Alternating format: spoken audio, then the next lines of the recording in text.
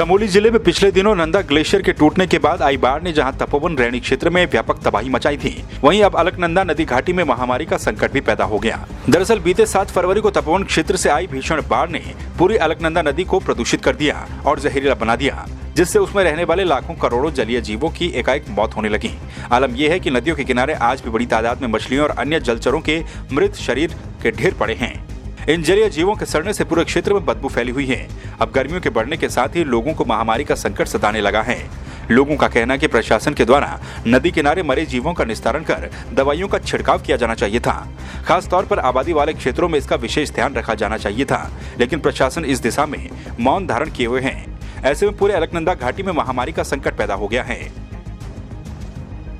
इससे जो है लाखों करोड़ों जलचर, मछलियाँ इत्यादि जो हैं अपने स्वधाम को चले गई हैं। उनके जो मांसी इत्यादि है वो नदी किनारों पे अभी भी जो है अलकनंदा के दोनों तरफ जो है ढेर लगी है और उनके सड़ने से तमाम सारा गंगा जी का जल एवं उस क्षेत्र का पूरा क्षेत्र जो है प्रदूषित हो चुका है।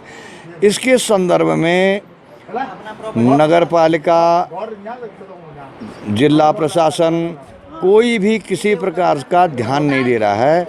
इससे जो है बहुत बड़ी महामारी का आने का खतरा हो रहा है।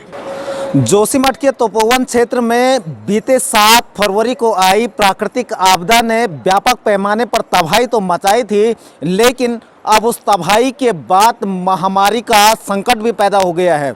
हम इस समय अलकनंदा नदी के किनारे मौजूद हैं और हम तस्वीरें दिखाना चाहेंगे जिस तरीके से तपोवन रैणी घाटी में जो बाढ़ आई थी उसने पूरी जो अलकनंदा घाटी है उसमें अब महामारी का संकट पैदा कर दिया है। उस बाढ़ के कारण जो तमाम इस नदी में जलीय जीव थे वो अब मरने के कारण वो अब सड़ने लगे हैं। नदी घाटी के किनारों पर उन जलीय जीवों के लाशों के ढेर पड़े हैं। ऐसे में व्यापक पैमाने पर मृत अवस्था में इस पूरी घाटी में ये जलीय जीव हैं और अब जैसे जैसे गर्मी बढ़ रही है वैसे वैसे ये सड़ने लगे हैं और पूरी घाटी में एक दुर्गंध फैली हुई है। ऐसे में कहीं ना कहीं आने वाले दिनों में जो स्थानीय प्रशासन है वो इनके डिसमेंटल की तरफ ध्यान नहीं देता है, तमाम जो कीटनाशक दवाइयों का छिड़काव नहीं करता है, तो आने वाले दिनों में और भी महामारी और इसके व्यापक दुष्परिणाम झेलने को मिल सकते हैं। कुलदीप राणा, संवाद 365, रुद्रप्रयाग।